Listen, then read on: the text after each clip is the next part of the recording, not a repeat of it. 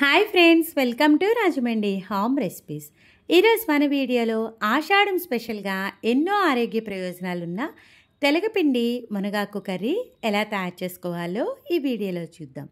Seasonal మార్పు వల్ల వచ్చే వైరల్ ఇన్ఫెక్షన్, బాడీ పెయిన్స్, జ్వరం లాంటివి ఎదుర్కోవడానికి మందుల మీద ఆధారపడే కన్నా వారానికి 1-2 సార్లైనా ఈ కూరని చేసుకుంటే మందుల అవసరం కూడా ఉండదు. ఈ కూర అన్నంలోకి బాగుంటుంది, చపాతీలోకి బాగుంటుంది. తెలగపిండి నువ్వుల నుంచి నూనె తీసిన తర్వాత మిగిలిన పిప్పే తెలగపిండి. దీంట్లో proteins, vitamin B, calcium, iron, magnesium పుష్కలంగా ఉంటాయి. మునగాకులో విటమిన్స్, ఎమినో యాసిడ్స్, మినరల్స్తో పాటు పాలకన్నా 17% ఎక్కువ కాల్షియం, క్యారెట్లో కన్నా 8% ఎక్కువ విటమిన్ ఏ, అరటిపండులో కన్నా 15% ఎక్కువ పొటాషియం. దీంతో పాటు మునగాకు తీసుకోవడం వల్ల థైరాయిడ్ లెవెల్ కూడా రెగ్యులేట్ చేస్తుంది. చెప్పుకుంటూ పోతే మునగాకులో ఎన్నో ఆరోగ్య ప్రయోజనాలు ఉన్నాయి. తెలగపిండి మంచిదే, మునగాకు మంచిదే. దీంతో కర్రీని ఎలా తయారు చేసుకోవాలో వీడియో అయితే చూసేద్దామా. ముందుగా నేనైతే ఇక్కడ 1 గ్లాసు నిండా తెలగపిండిని తీసుకుంటున్నా. ఈ తెలగపిండిని ఒక బౌల్లోకి వేసేసి పక్కకైతే పెట్టేసుకోండి. మునగాకులోంచి కాడలని రిమూవ్ చేసి ఆకుని సపరేట్ చేసుకోవాలి. ఇలా క్లీన్ చేసుకున్న మునగాకుని ఒక బౌల్ తీసుకుని ఏ గ్లాస్తో అయితే మనం తెలగపిండి తీసుకున్నామో అదే గ్లాస్ తోటి 3 గ్లాసుల దాకా మనం మునగాకునైతే వేసుకోవాలి.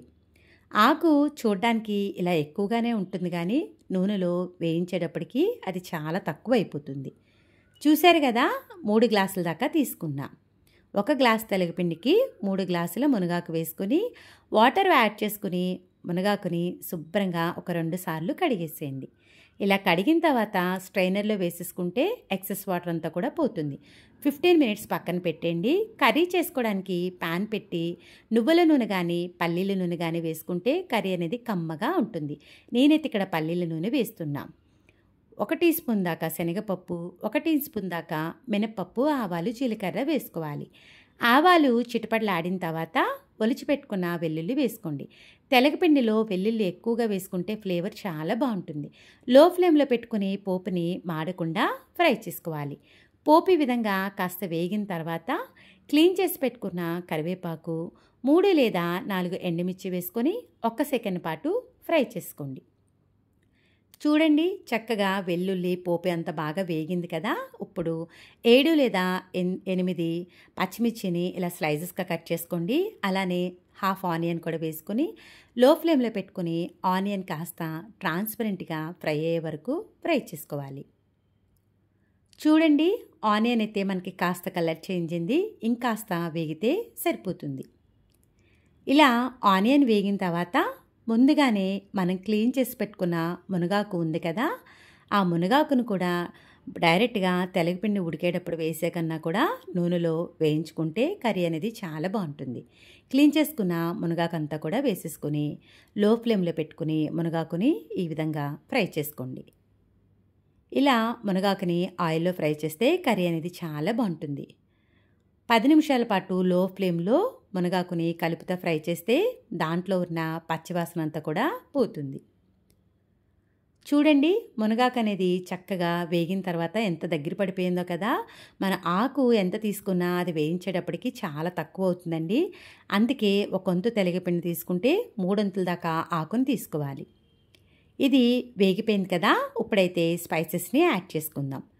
టేస్ట్కి సరిపడా సాల్టు, 1/2 టీ స్పూన్ దాకా పసుపు, 1 టేబుల్ స్పూన్ దాకా రెడ్ చిల్లీ పౌడర్ వేసుకుని లో ఫ్లేమ్లో పెట్టుకుని ఈ స్పైసెస్ అంతా కూడా మునగాకుకి బాగా పట్టేలాగా కలిపేసుకోండి.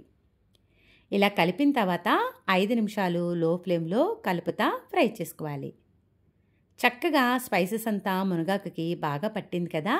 తెలగపిండి ఉడికించుకోవడానికి ఏ గ్లాస్తో తెలగపిండి తీసుకున్నామో అదే గ్లాస్ తోటి 1.5 గ్లాసున్నర దాకా వాటర్ అనేది యాడ్ చేసుకోండి. ఎగ్జాక్ట్గా సరిపోతుంది.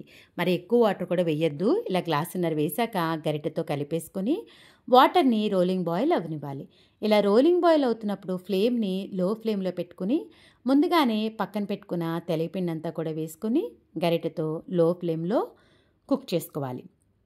స్టార్టింగ్ అయితే హై ఫ్లేమ్ పెట్టద్దండి, లో ఫ్లేమ్లోనే ఇలా కలుపుతా కుక్ చేసుకోండి.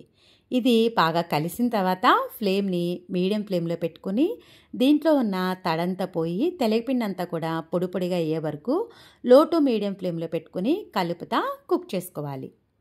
చూడండి చక్కగా ఇదైతే కాస్త డ్రై అయింది, మరి కాస్త డ్రై అయితే సరిపోతుంది.